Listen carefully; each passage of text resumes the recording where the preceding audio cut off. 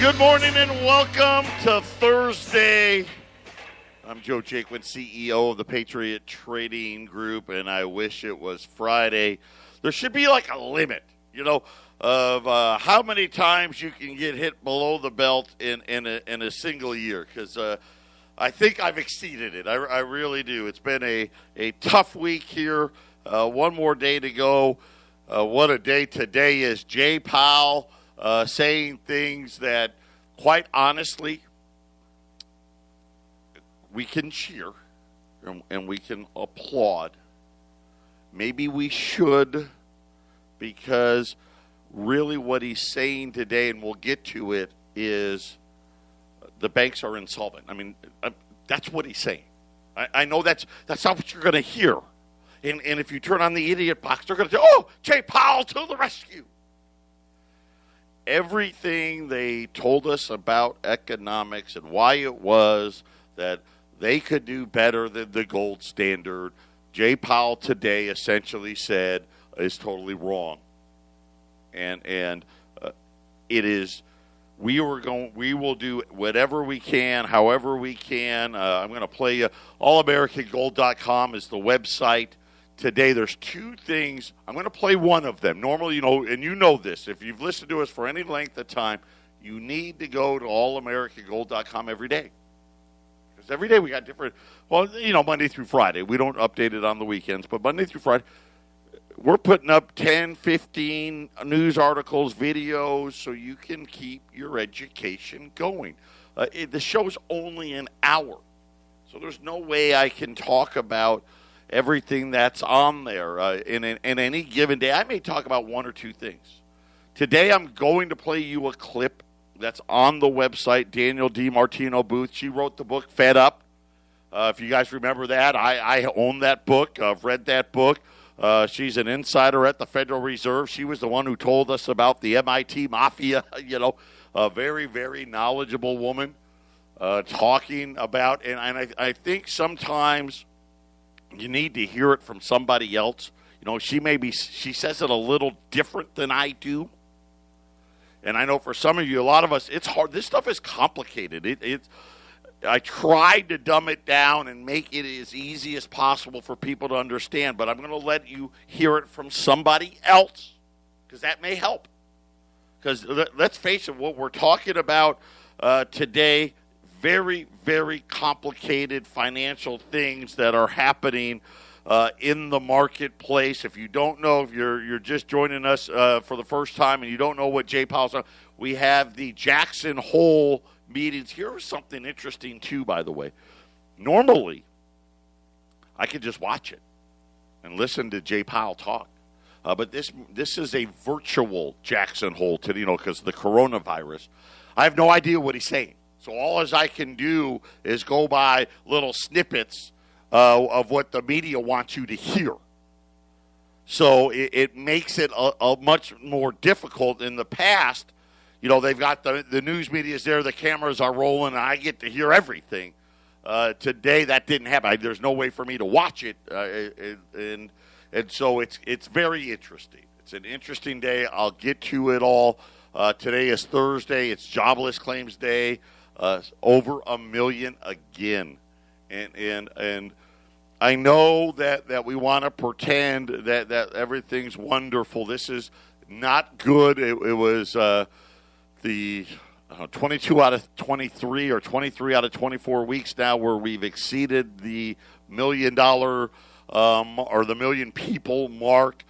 Continuing claims came down. We're still 27 million and change. Last week we were at 28 million and change. Of course, on TV they tell you 14.5 million. I mean, it's so ridiculous, right? So I actually go out. The Department of Labor and Statistics is the one that releases the data. I go there, and there's two numbers you need to add together.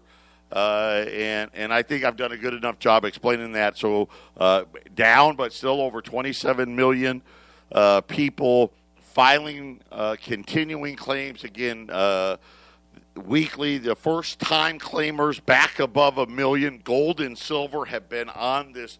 The ride today has been incredible. First, before Jay Powell started talking, you got the the Cliff Notes. In other words, the Federal Reserve releases a statement, which is kind of a synopsis of what Jay Powell's going to say before he says it. Gold went through the roof. Silver went through the roof. Immediately, when Jay Powell started talking, right, they've got to give you the appearance that this is a good thing, and they hit it really, really hard. But gold's been holding above that $1,900 level for 2 or 3 times. Did it again today. Right now, gold is down about $12. But get ready, I don't know where it's going to end. It's been huge. If you went to Kitco and saw the chart, you see this huge spike up, this huge spike down. The amount of volume when I got here this morning, the New York feed was going nuts. The little blue lights were flashing so hard. Tons of trading. Here's what I think. Now, this is just my guess on this. All the shorts got out today. Now, does that mean we're going to see gold skyrocketing? I think we're going to see this gradual climb back up to all-time record highs, and then we'll exceed those all-time record highs and keep on going because of the action today of the central bank essentially saying we'll do whatever we can to keep people from knowing how bad and how insolvent the banks are. We got Danielle DiMartino Booth coming up next. Don't touch that dial. Patriot Radio News Hour. 800-951-0592. The virtual Jackson Hole, Wyoming meeting today. Jay Powell announcing what they're calling. I'll tell you what they're calling it, okay?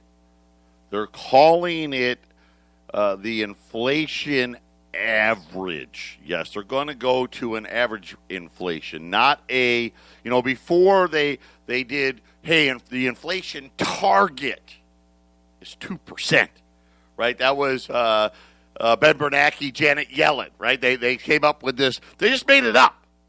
Now, if you've been a listener for at least the last 12 years, I told you then. And again, I can be wrong. I've been wrong plenty of times.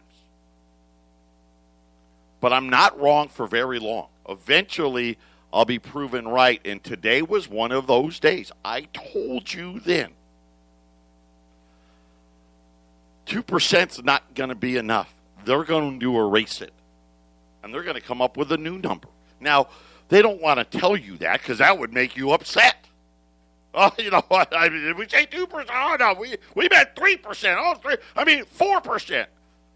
No, so instead, and you got to listen, these guys, they're smart people. They understand that. They have now switched to average inflation targeting. Yes. Give them a round of applause. All right. Yeah, that's so much better. Right? What does that mean? Average inflation targeting. Well, simply put, hey, we've been so far under 2% that now we can go way over 2%. See? And then we'll just average it, and it'll be okay. So, essentially, the central bank, in my opinion, just said today, we're never raising rates. We're not raising rates for at least another decade. No, and maybe longer. But don't take my word for it. Now, this interview happened that we're going to play you today with Danielle DiMartino Booth. This happened before the announcement. So this gives her a lot of credibility because she knew what was happening.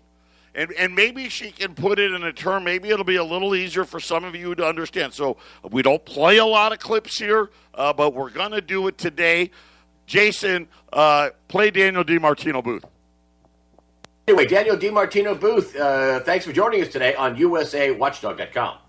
It's been some time. It's great to be back. Yeah, it's been about a year, but listen, lots of Fed news. You were, of course, the Federal Reserve right-hand person for Richard Fisher at the Dallas Fed. You are a published author. This is a very popular book, Fed Up. And you have your Quill Intelligence Service, and you've won a lot of awards on this. But let's talk about the Fed. The Fed has doubled its balance sheet from $3.7 trillion in September of 2019. And now it's well over $7 trillion. What's going on with the Fed's balance sheet? I don't know if they're ever going to be able to shrink that again, are they? Well, they tried to shrink it once, and how did that work out for them? So they've certainly been doing their level best at monetizing the debt. Thank heavens they can't actually step up to actual U.S. Treasury auctions and buy directly from the government, but they have been able to give the biggest banks on Wall Street a lot of extra nice business since we've had the coronavirus hit, because they're able to go out and buy trillions of dollars in securities in the open market, again, through big investment banks. Where Jason, is stop this it right going? there. Stop it right there, I mean, if you could, please. there's a... So just think about what she just said. Hey, the Federal Reserve, they can't go to the Treasury auction and just buy it from the government itself, because, see, that doesn't help the banks. What Danielle DiMartino Booth just said, listen, they're monetizing like crazy. And the Federal Reserve is actually paying the banks to get rid of all their crap.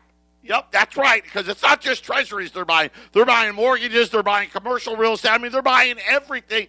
And the banks get to pawn it off on them and get to rake in a commission. Isn't life wonderful? But they have to. Listen, I'm not going to tell you that's horrible. I mean, it's bull, but it's not horrible, because let's face it, here's the reality. If the Fed wasn't doing it, the money in the bank would be worthless right now, because the banks are insolvent. I keep trying to tell you that, and this is another. She just told you. Go ahead, keep playing. The meeting up in September, which is going to be a key meeting, like it's the last meeting of the fiscal year for the U.S. government. Well, it's September 16th. It's the last one before the election, most importantly. It seems they're going to press the inflation button. They're talking about we're going to go above the 2% rate, and it doesn't look like they're going to be raising rates anytime soon to fight any kind of inflation. What's going on with that? What does that mean to the man on the street? I'm looking at market pricing that suggests that we're going to have rates at the zero bound, rates at 0% until 2024. So all you baby boomers out there, get ready to keep working, because you're not going to make any money on your savings for a very long time. And as far as what they do in September, it will be entertaining if they say that they can run inflation hot, but since the metric that they use for inflation by design understates it, using Medicare and Medicaid reimbursement rates to input their the healthcare inflation. That's not what you pay. That's not what I pay for your health insurance, for your healthcare costs. They constantly and systematically understate housing costs, which are the highest expense for any American family. So highly disingenuous for Fed policymakers to say, we're going to let inflation run hot, we're going to let it run above 2%, when they haven't been able to hit 2% with a 2x4. Jason, hold it right there. So again, think about what I've been telling you about inflation. Danielle DiMartino Booth just said, listen, they're lying like crazy. Using Medicare and Medicaid reimbursement to claim that's the inflation rate for health care, right? Absolutely ridiculous. Then, of course, housing, right? Completely disingenuous. They make it seem like housing is minuscule in anybody's budget. And completely disingenuous. And now they're saying, listen, we want inflation to get even hotter. It scares me to death. I mean, absolutely, it's terrifying. But again, this is what happens when you leave the money changers in charge. And remember what I told you yesterday. They've got to do it. Because the banks, they've got trillions. Now, and I'm not talking, $5 billion. They got billions and tens and billions of dollars of derivatives that are completely worthless. They need the inflation. And again, remember, if their metric that they use, think about the metric that they use, right? Can't even get to 2%, but we know how hot it is for us. Imagine now they're going to try to figure out a way to get that thing to 3. how bad is the inflation really going to be for us? If that thing, let's just say they get inflation to double on their metrics. How bad is it going to be for everybody else? That's what she's trying to let you know. Hey, this is a scary, scary thing they're trying to do. And, of course, she talked about, hey, no rates till 2024. After today's announcement, forget about it. Anybody, you're not going to make any money on your savings for decades now. They just basically said anybody who saved their money, you're a fool. You're never going to get money. Used to be able to put money in the bank, buy a bond, buy a CD, something like that, get 5, 6, 7, 8% of your money. That's gone, and it's going to be gone for a long, long time. And my guess is until the money change is over, at least that. Keep going, Jason. Real world, are they going to be hitting more inflation though in the real world then? I mean, because you're saying the metrics are all kind of skewed to not show inflation, but in the real world where you have to pay for health care and housing and whatever, is inflation going to be running much hotter in your estimation? I think right now we're going to have to wait and see what happens with the coronavirus, what happens with the job market. We are seeing permanent inflation increasing, and we have started to see another uptick in initial jobless claims. These are not the kinds of economic data that you want to see if you want to be able to talk about companies having pricing power. And companies having pricing power is all about whether it's a rental, whether you're a tenant and your landlord is trying to raise rent, or whether you're in the grocery store and looking at buying beef over chicken. If you don't have sufficient income to pay higher prices, you simply don't. And inflation ends up not being the specter that it threatens to be. That being said, we do have inflation where it is not measured, and that is in asset prices and in housing prices. But boy, we've read this book before. What do you think when you say it's going to be entertaining, the Fed meeting?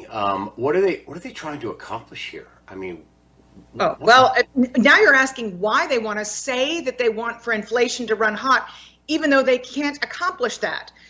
Anything that they can do to keep the printing presses running, any cover that they can try and create, any type of narrative that they can paint for the public that allows them justification to go from $4.5 trillion to $7 trillion, and now obviously if you say we're going to let inflation run hot, we haven't been able to hit 2%, but we'll be able to keep printing even if it's 3%. The Fed is looking for cover to continue its constant quantitative easing campaign, and if technically it says we're going to let inflation run hot, then it's got that cover that it's looking for. It is always about lower for longer. It is always about keeping the printing press running 24/7. Where do you think this is going to end up in terms of is the market going to be able to hold up? I mean, somebody was saying if you took the FANG stocks out of the market, then S&P would be way down from where it was. Is it all about the market? Can they keep this thing levitating with all this printed money? Well, they certainly do seem to be able to keep the major indices at all-time highs at all times. And you are right. The concentration of the 7 largest stocks is now $8 trillion. That is larger than most countries, by the way, many countries. And you are right that without them, the S&P 500, the broadest benchmark stock index in the country, without those largest stocks, then we would have a down year in the stock market. As to whether or not they can keep this facade going, that they can keep this mirage alive. And what they are doing also is keeping the bond market open, the corporate bond market open for the biggest and the best. This is the haves and the have-nots of credit. If you're a small, mid-sized company, good luck. Very difficult to find credit. If you're the biggest companies in America and you've got access to publicly to the public markets, to the bond market, to the open syndicated leveraged loan market, you don't even need to have profits. You can just get as much money as you want to keep going. So it is as bifurcated as it comes. It is certainly not American the way we would think it is. And, there has not been enough discussion devoted to the fact that monetary policy at the Federal Reserve has done a bang-up job of keeping the largest companies going, while we've watched a lot of mom and pops that ran great businesses and were solvent and just needed a liquidity bridge go by the wayside. This has been a tremendous fiscal and monetary. So think about this. Here you go again. Same thing that we've been talking about, right? Think about this. The FANG stocks, really, you take the 7 stocks that I've told you about in the S&P 500 now worth $8 trillion. There's only 2 countries in the world with a GDP of over $8 trillion. The United States and China. That's it. The third best GDP in the world is Japan at about $5 trillion. So this is it. You think about today. There was news today that Microsoft and Walmart are going to buy TikTok. Right? I mean, we may be down with the way this thing is going to play out. We're going to end up with maybe 30 countries, and they own everything, and everybody else is going to be SOL. And this is exactly what I've been telling you about. And again, the only way this happens is, right, the Federal Reserve is essentially saying, hey, we're picking the winners here, and it's not you. I keep trying to tell you that. It's not us. We're not winning, right? Apple wins. Microsoft wins, right? Tesla wins, right? Alphabet, Google, if you will, they win, right? Everybody else, you lose. Patriot Radio News Hour. We'll be back. We'll finish up with Danielle DiMartino Booth right after this. No, sir. Yes, ma'am. Back. Welcome back, Patriot Radio News Hour. Man, this has been working great. I was a little worried, starting and stopping. I'm in Arizona, up there in the mothership, and I was like, man, Jason's doing a bang-up job. Come to find out, Jason isn't doing it. We got Jack in there. Jack is our latest addition to the radio station, already paying dividends. Jack, let's keep going. Hit Danielle DiMartino Booth. Failing. What should they do? What should Donald Trump do if he's listening to this interview right now? Oh, I'm not so sure it's on Donald Trump, even though I think that there was a lot of confusion caused by some of the memorandums that he signed that have not been taken up by a lot of the states. And you are starting to see evictions across the country. I don't know of any politician who thinks evictions make for good optics, but that's what we've got with 60 some odd days before the election. What I do have to say is that Congress has not done its job coming together and finding a way to compromise and cross the aisle. I realize these are foreign ideas that have been outside the Beltway for far too long, but we definitely needed a second stimulus package, and it needed to be better designed to help out small businesses in America because the first time did not work. Talk about that. I mean, it looks like all the money went to the big companies and people that shouldn't get it, and there were people, universities. I mean, I think Harvard or some of the big universities got money they shouldn't have got. Tell me who didn't get the money and why they need it now. Well, look, U.S. small businesses are not necessarily of an identical construct. If you've got a restaurant, for example, restaurants that have been in business in this country for 3 and 4 generations, if you have a restaurant that has to close because of a mandatory shutdown, which can be understandable in the midst of a pandemic, you can't quite identify because the Chinese haven't given you data to make learned decisions. So if you do happen to have a shutdown, and then when you do reopen, you say, well, we can only have 25% capacity to this restaurant owner, what are they supposed to do if the Paycheck Protection loan that they were given requires that 75% of the loan proceeds covers employment costs? And they're not allowed to bring their employments back because of capacity constraints. So the loan should have been made for longer periods of time. They should have been better thought out. They should have covered more of the overhead and expense associated with staying closed until they were able to open and truly bring their staff back online. Do you think that these job losses are going to be permanent? We've had 56 million people file for unemployment claims. I mean, some people have gone back to work, but it's a stunning amount. It's Great Depression level stuff. Do you think this is going to be permanent job losses, or at least semi-permanent?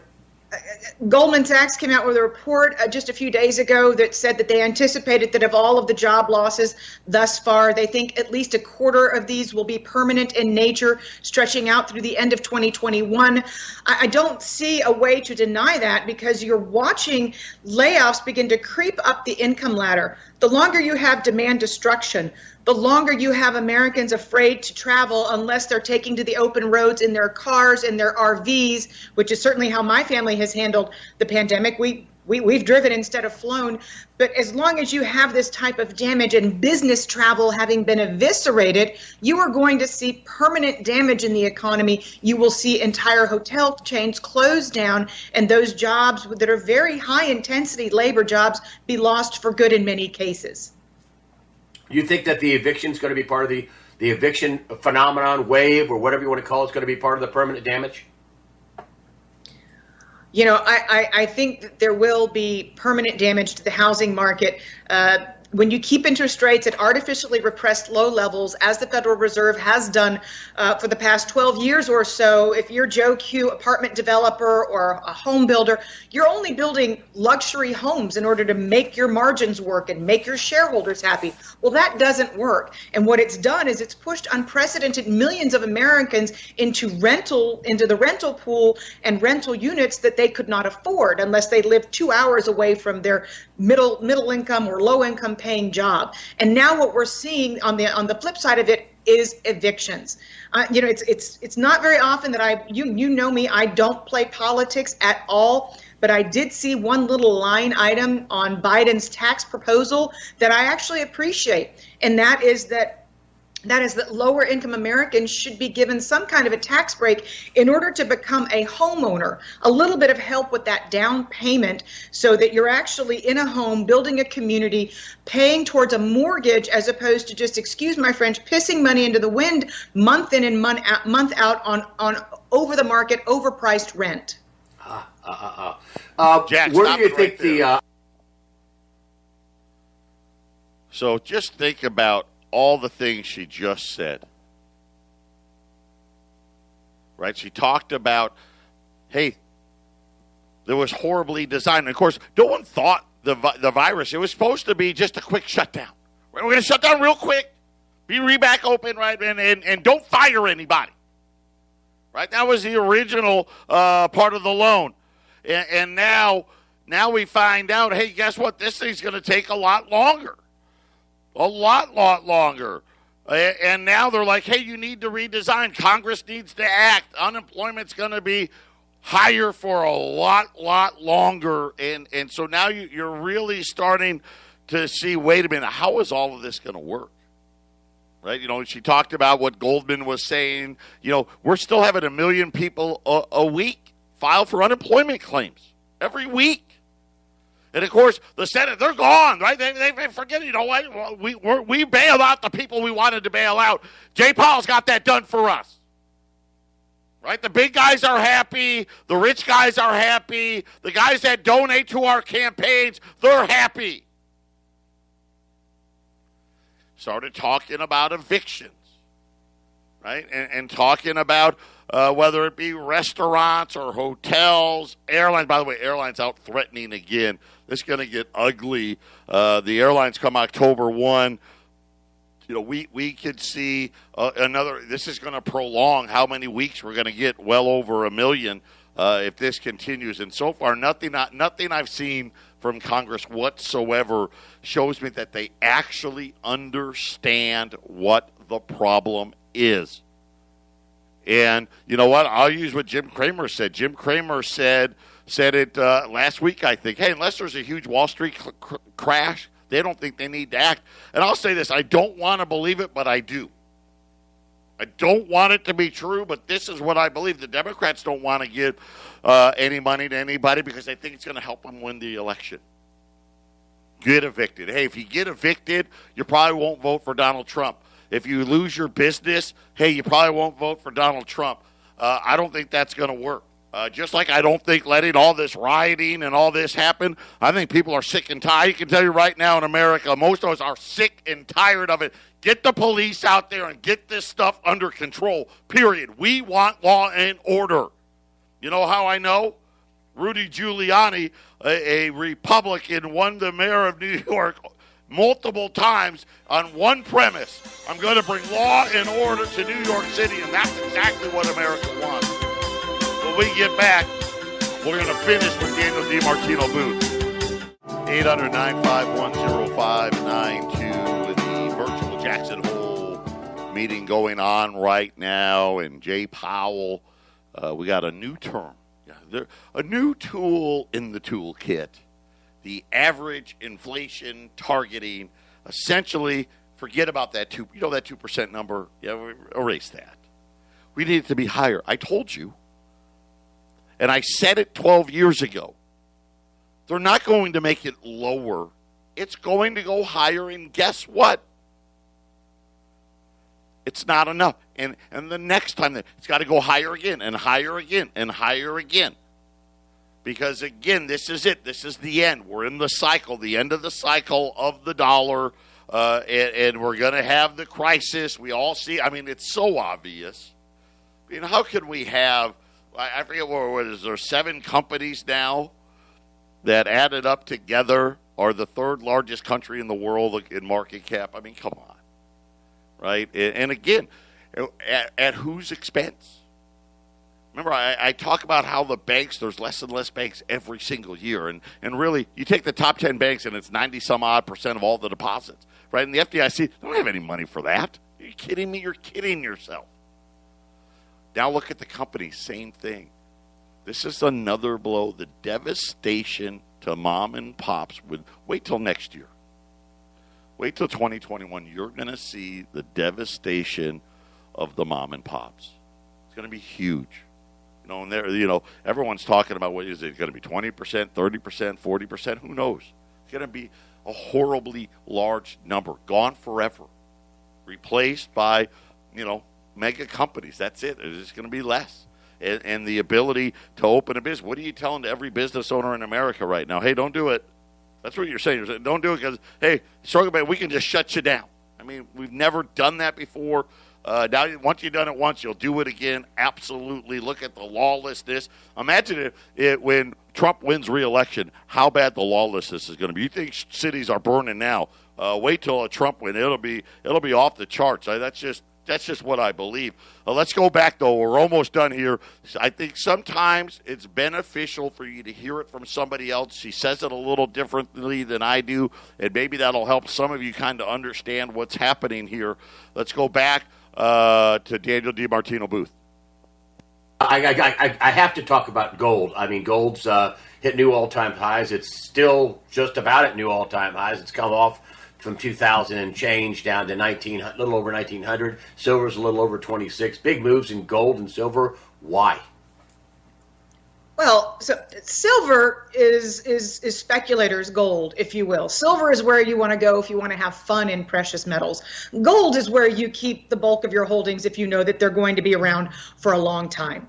So the reason I think you've seen as much interest as you have in gold comes down to something very simple.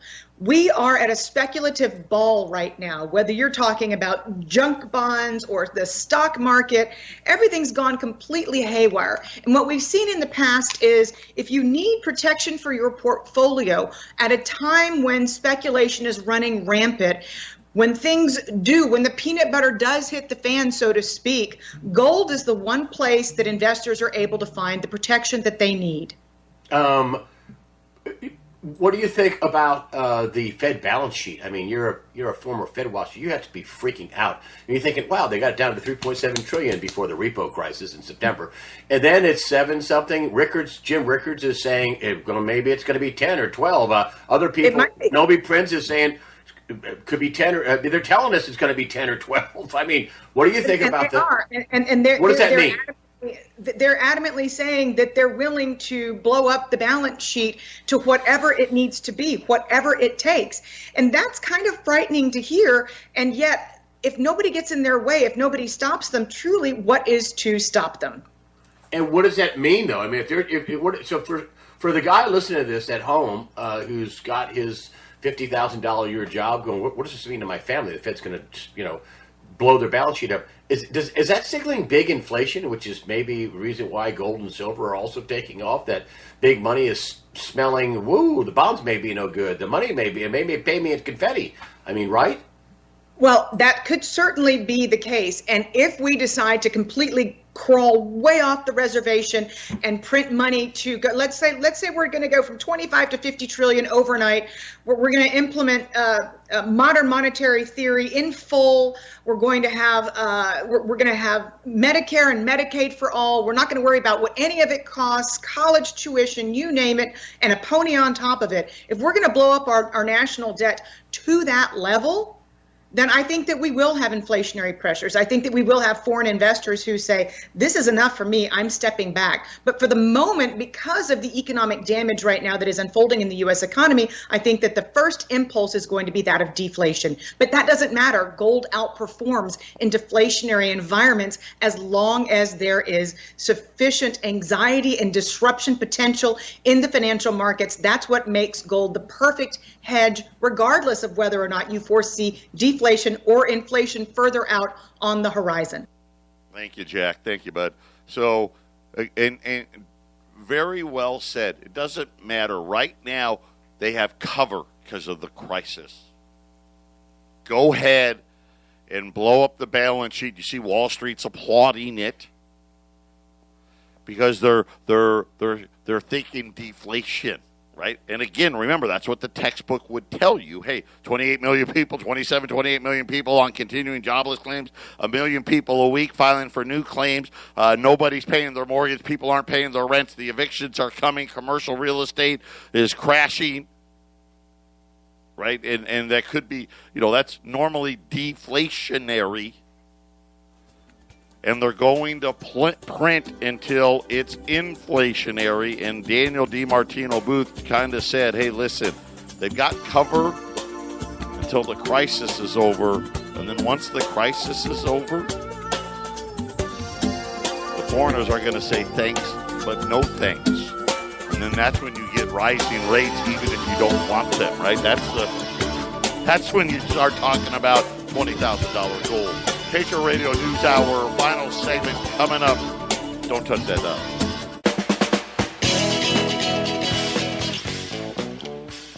$800-951-0592. The dollar's unchanged, right at 93.0. Gold's down 20. The Dow, which was up like 300 points, is now ready to go negative. The S&P is negative. The NASDAQ's negative. Crazy day.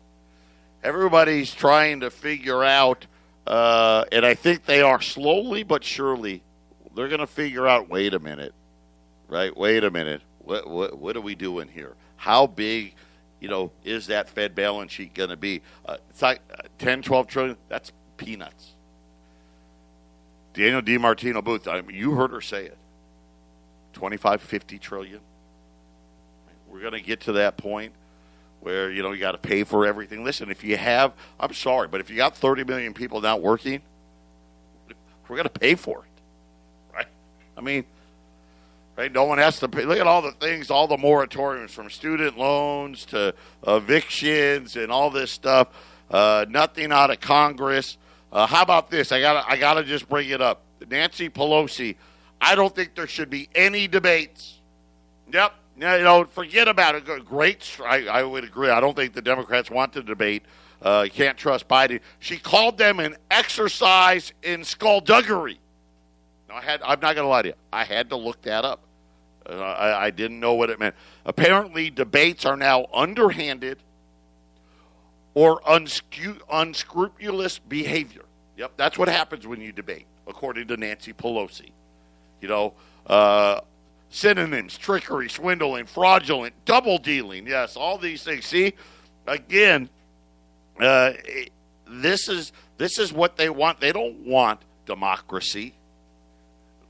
And quite honestly, I don't know. It may already be too late. We've got a large portion of the population that don't want law and order. Somehow, police are horrible enemies. Used to be when you were a kid, right? I want to be a policeman, a firefighter, right? Now, how horrible that would be. You're such a terrible person. But that's how it works. That's how it starts, right? This is how you end up in socialist countries and all of those things, and everybody on a handout from the government. And Jay Powell today said, guess what? The central bank, we're not going to stand in your way. We're going to help. Yep, we're going to help. and we're gonna end up with a handful of mega companies, small business. I'm just telling you, small business is going to take a massive beating from this.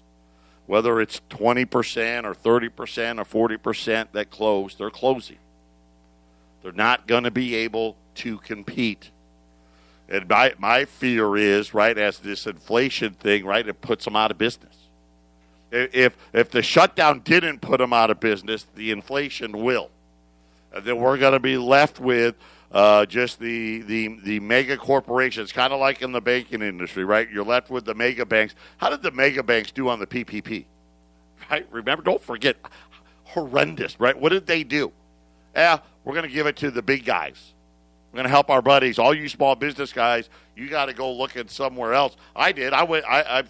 Thankfully, my brother's wife is a manager at a small bank that I went and got my loan because she could get it done for me. The bank that I bank at, they couldn't help me. Crazy. What a week, man, right? One more day, guys. One more day. 800-951-0592. Patriot Radio News Hour. We'll be back for our final show tomorrow.